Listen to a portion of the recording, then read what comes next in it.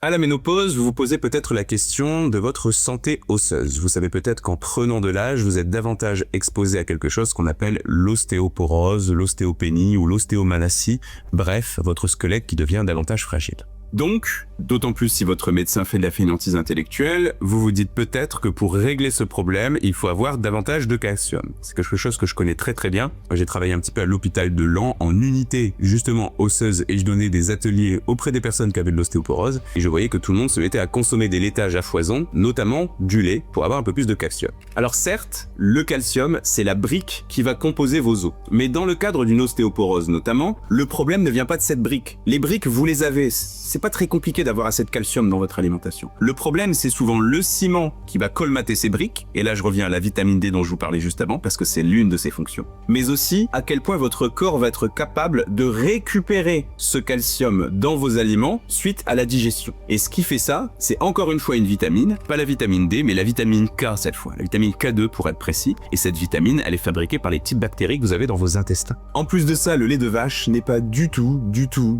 le produit laitier le plus intéressant pour vous apporter du calcium. Moi je vous conseille d'avoir des laitages fermentés, des skyrs, des fromages blancs, etc. Mais surtout du fromage à pâte dure. C'est lui le roi du calcium. Donc si vous pouvez vous mettre un petit bout de comté ou un petit bout de gruyère comme ça à droite à gauche dans votre alimentation, vous ferez bien plus efficacement le travail qu'en buvant du lait. Il faut aussi vous dire que plus vous prenez d'âge, plus la digestion du lait devient compliquée. Les petites choses qui digèrent le lait que vous avez dans votre ventre, on appelle des enzymes, sont de plus en plus rares plus vous prenez de l'âge. Même si le phénomène n'est pas du tout équivalent d'une personne à l'autre, c'est une réalité. Et le souci concrètement, c'est que ce phénomène risque d'augmenter encore une fois l'inflammation de votre corps. Et je vous rappelle encore une fois que l'inflammation chronique, c'est quelque chose qu'on voit souvent dans le cadre de la ménopause.